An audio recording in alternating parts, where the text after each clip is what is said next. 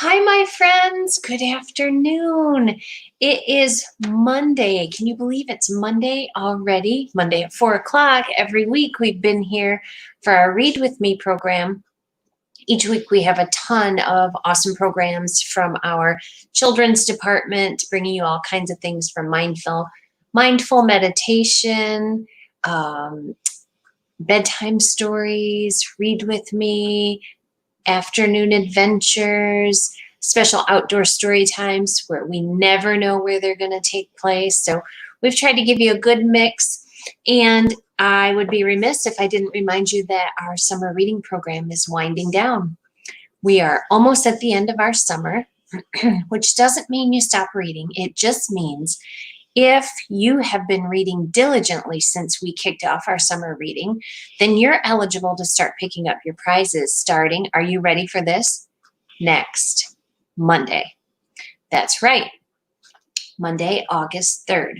We will be all set. We have our prizes stocked and ready to start handing out. So we have prizes for babies. So anyone that can read or be read to can win prizes. Our elementary friends and even our teens. So we've got a little something for everyone. And if you're not quite ready by Monday, don't worry. You have until the end of August to be able to get all 50 days, turn your reading log in so you go in the grand prize drawing and maybe get a chance to win that. And that's going to be awesome. Those prizes are pretty amazing this year. I think you're really going to love them. So you really want to dedicate yourself and get that done so you can get in there and get a chance to win those prizes. But if you can't get it done by the 29th, if you started a little late, if you've been busy out beaching and camping and biking and doing all sorts of things in our great state of Michigan, don't sweat it. We're going to still have some prizes around. I'm not sure how long because it's as supplies last, but you still have time. So keep reading. And today, if you're reading, today will count towards that. So you want to make sure that you mark off that square on your reading log. Now, we've read lots of cool books. We've read books about video games, and we've read books about a mouse and a motorcycle, and we've read books about, let's see, what was the last one?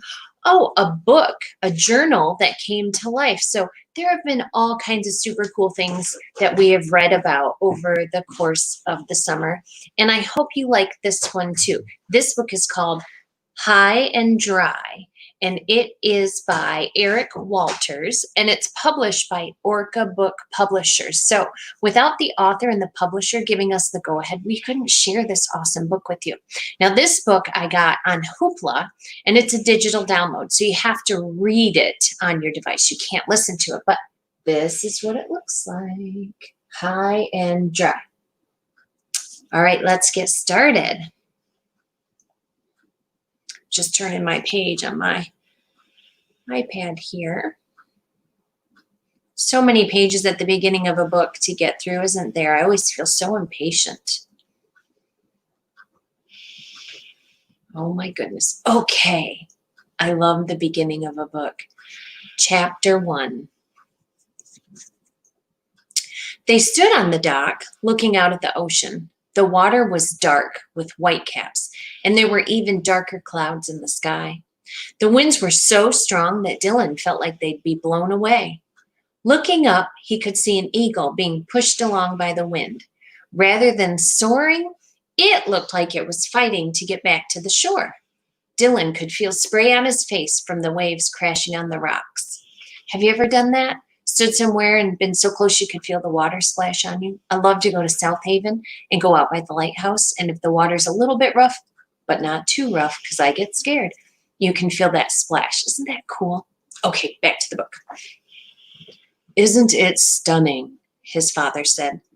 What an incredible painting this would be, his mother exclaimed. I'll try to capture it for you so you can paint it later, his dad said. His father pulled out one of his ever-present cameras and began taking pictures. Dylan's dad was a nature photographer and his mother was a landscape painter. The three of them had lived on this little island for over 10 months now, while his parents painted and took photographs. It was beautiful and wild and isolated. For them, this had been a paradise to capture and recreate in photos and paintings. Dylan loved being with his parents and he loved their island home, but he found it a little lonely. It had been better in the summer when there were other people on the island living in their vacation homes. But through the winter months, Dylan and his parents had been almost all alone, except for a few short visits from family and friends, or the occasional summertime family checking in on their property. Dylan was being homeschooled by his parents. Oh, let me show you this picture. So that's a picture of them standing on the dock, looking out at the water. Pretty cool. Dylan was being homeschooled by his parents. Instead of going to school with other children, he did most of his lessons at the kitchen table. You guys know what that was like this year, don't you? He liked that the lessons were different from those he'd had at his regular school, but he missed having other kids around. He missed recess. He missed gym class. He was looking forward to people coming back in the summer. It would be nice to have kids to play with again. Do you guys miss recess? And do you miss gym? I bet you do. I hope that we get to go back to it this fall. I really hope you get to. It's hard to believe our time is almost up, his father said. We still have 4 more months, his mom answered. At the end of the summer that was still to come, they'd go back to their house on the mainland, and Dylan would go back to school. It made him happy thinking about going home to their house, his school, and his old friends. He was looking forward to all of that, but he would miss their island home too. He'd miss spending so much time with his parents. He'd miss sitting by the fireplace at night and reading. He'd miss their walks through the woods. And most of all, he'd miss living by the ocean. He loved walking along the beach with his parents and watching the water. And even when he couldn't see it, he could always hear it. Don't you love the sound of the ocean? And isn't it awesome where he's living? He has woods to walk through. He has the ocean to see. He can hang out with his parents. They have a fireplace. It sounds like it's pretty nice. The waves are so high today, Dylan said. It's pretty rough, his mother agreed. It looks like there's a storm blowing in, his father added. Let's just hope it doesn't happen too soon and that the waves aren't too high for the supply ship to dock, his mother said. And for Dylan's grandfather to get in, his father said. That was really what Dylan was thinking about. His mother's father was coming on that boat. He was going to spend the rest of the spring and summer with them. After all, this was Grandpa's home. He'd lived here as a boy and he came back every summer. Do you see them? His mother asked, pointing. Is it the boat? Dylan asked. No, it's the pod, his mother said.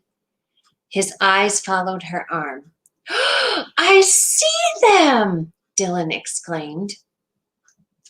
Here they are. What are they? Do you know what they are? Did you guess? The dorsal fins of 3 or 4 orcas broke through the surface. Seeing them made Dylan smile. There were 11 whales in the group that lived in the waters around the island. The group was called a resident pod. He loved seeing the pod. The orcas fed on salmon and often used the cove to trap schools of fish. There were 8 adults, 2 teenagers, and 1 younger orca in the group. His father had taken so many pictures of them that when the orcas were close enough, Dylan could tell them apart by their dorsal fins. He and his parents had given them names and gotten to know them. Dylan had called the little one Oreo because both the whale and Dylan's favorite cookie were black and white. They could tell Oreo was a boy by his dorsal fin, which was more triangular in shape. Now, wait a minute. Did you know that? Did you know that the shape of the dorsal fin can tell you whether it's a boy or a girl? I had no idea until I started reading this book. And isn't that cool? You learn so much stuff from books that you didn't even realize because you're just having fun reading. Have you ever seen any orcas just out in the wild? I'm not talking about SeaWorld. I mean out. I haven't. I sure would like to, though. that makes me wonder where this island is. Where do you go to find orcas in the wild? That's something we'll have to investigate later. Dylan and his parents hadn't seen the orcas only from shore. They had also kayaked among them. One of the things Dylan loved most about living here was being out in the kayak and watching as the whales worked as a team to capture the fish. He was going to miss this pod as much as anything else when he returned to the city. The orcas don't seem to mind the rough seas, his father said. They watched as the pod swam, dorsal fins appearing and disappearing under the waves, until it vanished around the point and was gone. Then the boat appeared. Wow, that's pretty cool, isn't it? Man, I am loving this book. I am just loving it. Chapter 2. While the orcas had glided through the waves, the boat looked as if it was caught in a battle. It was bouncing on the waves and getting tossed by the wind. It wasn't a big boat, less than 60 feet, and it looked much smaller today, swallowed up by the waves. There he is, Dylan yelled. On the bow of the boat, in a bright yellow rain slicker, stood Grandpa. He waved at them, and Dylan waved back. The boat edged closer and closer. The first mate, Mr. Singh, appeared on the deck. He had a rope in his hands. I'll help them dock, Dylan's father said. As the boat neared the dock, Mr. Singh tossed the rope, and Dylan's father caught it. The boat edged in and then bumped against the big tires that ringed the dock. Mr. Singh jumped off and tied the stern, while Dylan's father tied the bow. Dylan's grandpa got off, and there were hugs and greetings for everyone. Dylan got a particularly big hug from his grandpa. Looked pretty rough out there, Dylan's mother said. Not as rough as it's going to get, his grandpa said. And look, here's Dylan and his grandpa. Whoop, there we go. Having a big, long hug. Don't you love the feel of a nice hug when you haven't seen someone you love for a little while? It's such a great feeling. Not as rough as it's going to get, his grandpa said. He's right, Mr. Singh said. He placed 3 large bags, Dylan's grandpa's, on the deck. Captain Ken said the marine weather report has warned that the winds are going to pick up even more. So the waves are probably going to get bigger. Dylan bit his lower lip. Something he always did when he was nervous. His grandpa had arrived safely, but his parents were about to leave. They had a show of their paintings and photographs in the city that had been planned for months, and it was very important to them. Captain Ken Fukushima climbed off the boat, and everyone greeted him. He and Mr. Singh piloted this boat on a regular run through the islands every 2 or 3 weeks. Everything Dylan's family needed came on this boat. Big bins of groceries arrived, along with paints and canvases, toys, clothing, and whatever was needed to fix things on the property. The cabin was even older than Grandpa, and there was always something going wrong or needing to be fixed. We have to leave again as soon as possible, Captain Ken said. Dylan's father could tell that his son was feeling anxious about the storm. We'll be all right, he said to him. I've seen it a lot worse than this, his mother agreed. Dylan didn't look convinced. It's rough, but it's nothing we can't handle. We won't let anything happen to your parents, Captain Ken added. His father bent down and looked Dylan in the eyes. We'll be back in 3 days, okay? And here's his dad, comforting Dylan. You should go, Dylan nodded. Grandpa will take care of me. Would you please put our things on board? His mother said to Mr. Singh. Along with their luggage, they had 4 wooden boxes that contained her latest paintings and her husband's latest photographs, all of them framed and ready to be displayed. Grandpa put a hand on Captain Ken's shoulder. Nobody in the world I trust more than this man. Captain Ken and Dylan's grandfather had known each other for what seemed like forever. They had both lived on this island when they were little, and their fathers worked at the old cannery on the far side. The cannery had been abandoned decades ago and now sat deserted and falling to pieces. We'll help you get your bags to the cabin, Dylan's father said. Dylan and I can take care of it, Grandpa said. It's better you leave sooner than later, right, Ken? The captain nodded. I'd like to try to stay ahead of the main part of the storm. We'll get the bags up there without you, Grandpa said. Dylan's mother looked unsure. Grandpa read her expression. Don't worry, I'm better than ever. No pain, I'm practically a bionic man. Dylan's grandpa had had his hip replaced 2 months earlier. It was healing well, but it still caused him some discomfort. We'll be fine. I have my big, strong grandson to help me. She wasn't completely convinced, but she knew there was no point arguing with her father. He had always been stubborn and had only gotten more so with age. So, at the end of chapter 2 now, Dylan's parents are leaving, and it's really stormy, and he's scared. Would you be scared if your parents were leaving in a storm like that? I think I would, even as an adult now, but especially as a kid, it's kind of frightening. You're going on a boat, and things could go wrong, so that could be scary. But he sounds like he's really happy to be with his grandpa, too, and I wonder what they'll do. You think they'll make it to the house okay with all the bags? What was it, 4 bags maybe they said? 3? I can't remember. Gosh, I have to pay more attention. You guys need to keep track of me, right? All right. Let's see. Dylan and his grandpa waved as the boat chugged away. It seemed so little on the big ocean. They stood on the dock and watched it until it disappeared around the point. We'd better get these bags up before the storm hits, Grandpa said. What's in all those bags? My clothes and a few, well, surprises. What sort of surprises? Dylan asked. If I told you, they wouldn't be surprises. You'll see.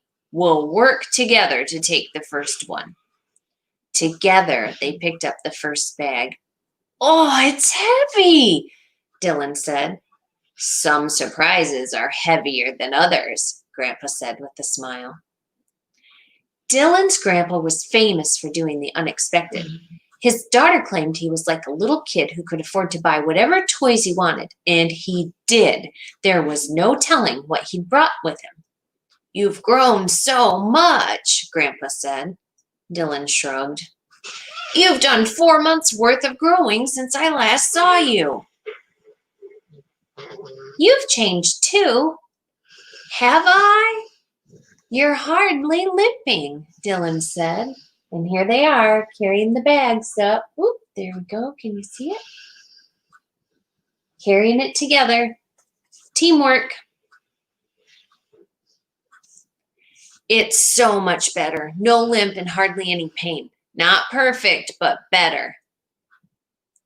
The path was steep and rocky, and they carried the bag between them along the trail. The cabin was a long way back from the dock. They finally got there and went inside. Grandpa let out a big sigh. It's good to be home. I'm happy you're here. So am I. Grandpa gave his grandson another big hug. Being here takes me back to when I was young. Do you know how long it's been since I was your age? 100 years? Grandpa laughed. Closer to 200. Are you going to tell me what you brought with you now? Not yet. 1 bag up and 2 to go. We should get moving. The storm isn't waiting. We could use my wagon to get the others, Dylan said. Smart, very smart. Dylan went outside and circled around to the shed where the wagon was. His grandpa looked around the cabin. It did feel good to be back in the home where he had grown up. He'd have time to read and walk the beach and the paths he knew so well, but he also knew there would be lots to do. The cabin was even older than him, and there were always things that needed to be repaired or replaced. Dylan's parents were talented artists, but neither of them was good with tools. They could paint and take a picture of something that needed to be fixed, but they couldn't fix it. It would be up to Grandpa to fix all the things that needed to be fixed. Dylan returned with the wagon, and together they hurried back to the dock. The sky was getting darker, and the first drops of rain had started to fall. They'd hoped they'd get the other 2 bags up before the rain got heavier. So Dylan's grandpa has had a hip replacement, and it sounds like it was just a couple months ago. But he's doing pretty good, isn't he? He must be, because he's planning on doing all kinds of repairs. Do you have parents that are good at repairs, or do they need a little help too? Do they call your grandparents and they help? Or maybe an uncle, or a friend of the family, or a repairman to come out? It's a lot of upkeep to take care of a home. I know you don't know that, but I think that that's why parents are so picky about cleaning your room and keeping stuff straightened up so that they can work on all those things that need to be taken care of. And a hip replacement. Doesn't that sound just amazing? That you could be in pain and hurting and then have that done? Do you know anyone who's had a hip replaced? Or maybe a knee replacement?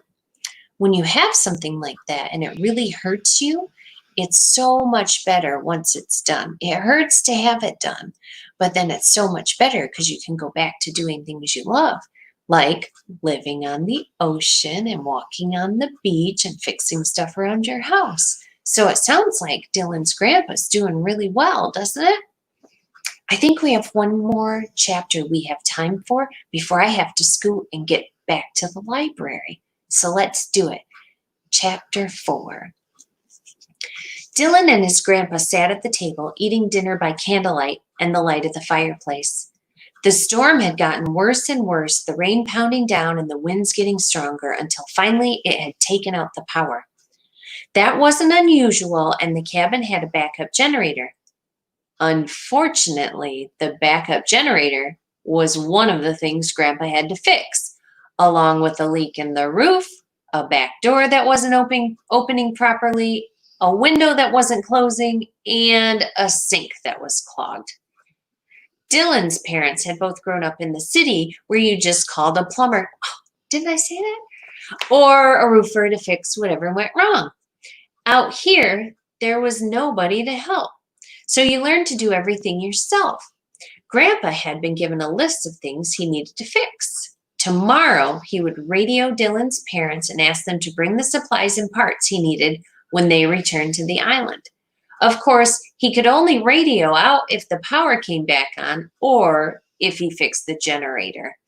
No power meant no radio, no cell phones, and no internet. Now, if we didn't have internet, we couldn't even be doing this right now. And most of us lost power earlier this summer, and that was really hard, wasn't it? We had those bad storms. That was so tough. Can you imagine being on an island and having no power? That would be kind of crazy. Outside, the wind whistled loudly through the trees and the rain pounded down on the roof. Dylan was happy to be inside, safe and dry and warm. He'd been even happier to hear that his parents had made shore before the storm hit fully. Captain Ken had radioed to tell them.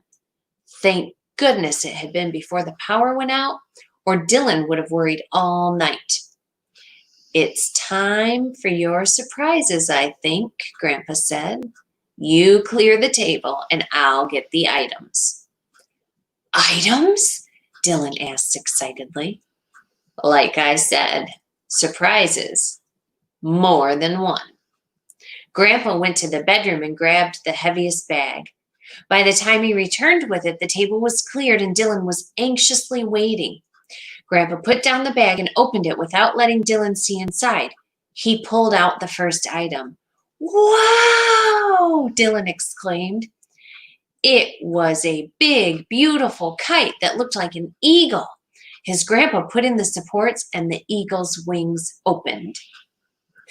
It's life-size. I brought along over 500 feet of string. We can make it soar. And speaking of soaring, he reached into the bag and placed the second item on the table.